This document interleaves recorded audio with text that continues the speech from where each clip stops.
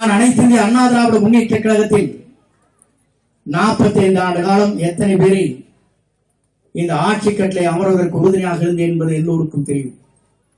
ஒரே நொடிப்பொழுது என்னை தூக்கி வீசினார்கள். தாங்கி பிடித்து எனக்கு அடையாளம் காட்டியவர் வெற்றி கழகத்திலே தலைவர் வெற்றி தளபதிதான் என்பதை நான் இன்றைக்கு பார்க்கிறேன். நான் அவரிடத்திலே சொல்லுகிற போது சொன்னேன், இந்த பணத்தை நான் வைத்து 3 பேருடைய பணத்தையும் நான் வைத்து வெள்ளூரிலே ஒரு நிகழ்ச்சியிலே கலந்து கொண்டேன். அப்போ தலைவர் அழைத்தார். அடுத்த நாள்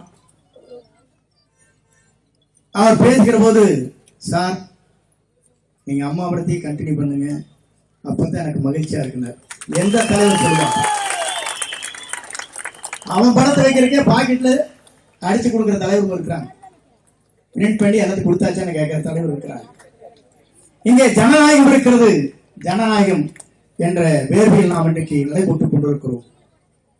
ஜனநாயகம் என்ற திரைப்படத்தை முடக்கினாலும் ஜனநாயகம் எதிர்காலத்தில் காக்கப் போகிறது என்று வரலாற்றை நாம் படைப்போம்.